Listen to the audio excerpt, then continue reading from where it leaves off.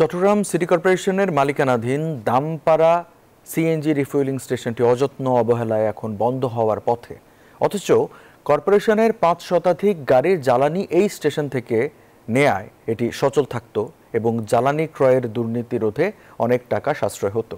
আকরাম হোসেনের রিপোর্ট, ছবি তুলেছেন আবু জাবেদ।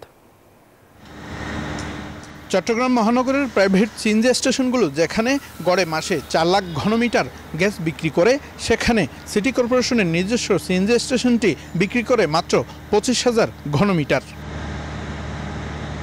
বিভিন্ন সমস্যার কারণে প্রায়ই এখানে গ্যাস পাওয়া যায় না বলে অভিযোগ চালকদের। মাঝে মাঝে বন্ধ থাকে, অবশ্য আসছিলাম যে গ্যাসের জন্য, এখন তো দেখতেছি গ্যাস বন্ধ।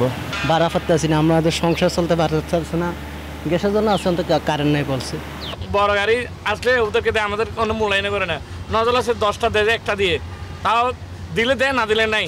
আমলাতান্ত্রিক জটিলতা ও বিদ্যুৎ সমস্যাকে সিএনজি স্টেশন সচল না হওয়ার কারণ বলে জানালেন পাম্প অপারেটর। স্বাস্থ্যকর অল টাইম হানিকম, সব সময় অল টাইম হেলদি লাইফ। সামান্য একটা ২,০০০ টাকা বা ৩,০০০ টাকা কাজ, আমাদেরকে ছাড় দিয়ে বলতে হয়, উপরে বলতে হয়, ওগুলি কন্ট্রাক্টর আনতে হয়, ঠিকাদার দিয়ে কাজগুলো করতে করতে আমাদের সময় লেগে যায়। একটি লাভজনক প্রতিষ্ঠানকে নষ্ট করার জন্য দায়ী ব্যক্তিদের আইনের আওতায় আনার দাবি সচেতন মহলের। চট্টগ্রাম সিটি কর্পোরেশনের শহর ৫,০০০-এর উপরে গাড়ি আছে। মেয়রগণ এইটাকে আমার মনে হয় সেইভাবে গভীরভাবে চিন্তা করেন এবং গভীরভাবে মনোযোগ না দেওয়ার কারণে এটা অলাভজনক প্রতিষ্ঠান হয়।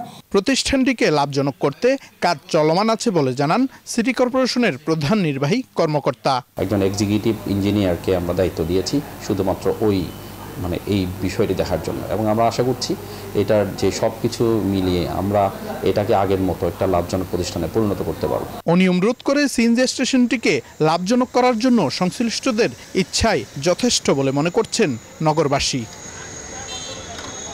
আকরাম হোসাইন, নিউজ 24, চট্টগ্রাম।